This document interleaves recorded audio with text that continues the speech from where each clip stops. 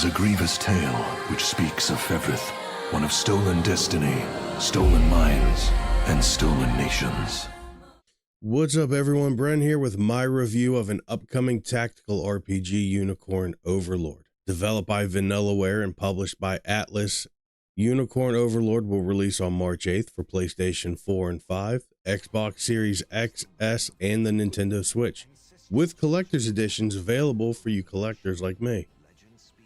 Now, I first saw this game as an ad on social media several months ago, and the art style just blew me away. So when I saw there was a demo available during the latest Nintendo Direct, I just had to try it. The game reminded me of old school JRPGs like Secret of Mana and Saga Frontier. So when I did some research into this game, I was quite surprised that is exactly the feel that these developers were going for.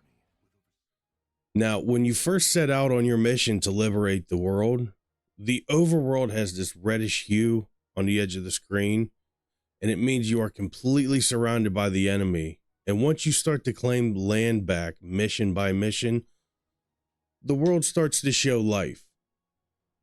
People are seen moving about, gathering points can be harvested to supply destroyed village with those materials, and once you fully rebuild, you can station one of your soldiers to protect that village, or if it's a harbor town, you can sail to other places and islands to find more items.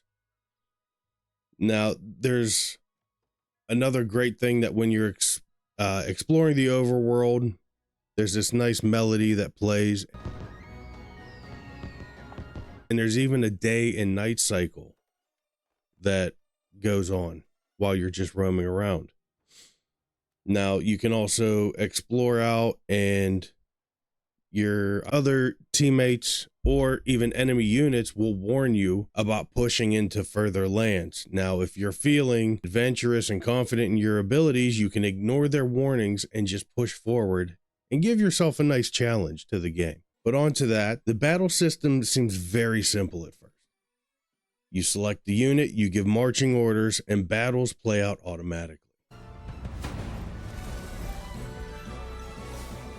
Now, I personally enjoyed the art so much, it didn't really bother me that I had no control over my party's commands. Instead, they focus more on unit customization and party formation so that it plays in their strengths, such as placing your mages, archery units, and cavalry in the back, and putting your infantry and hoplites in the front to protect them.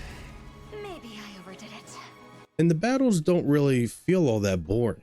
You have 2 or more units that you command on the field to deal with enemies because you do have a time limit to complete your mission, which you have to take into account their strengths and weaknesses before engaging in battle.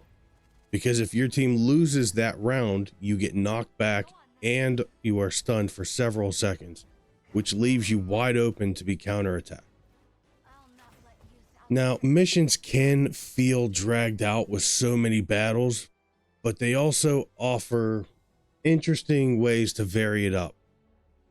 Now, some battles have towers, which you can send out winged units to knock the enemy out of those towers and then place your units in those towers, such as mages and archers, to offer a little extra damage against those tougher opponents. So all in all, the game I highly recommend, and I will be picking it up so that I can dive deeper into the world, which seems to have a very interesting story.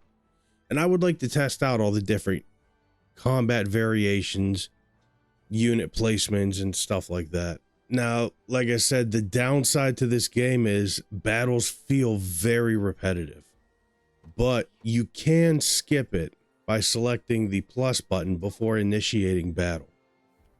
The overworld has some nice music that you can just cruise around and check things out.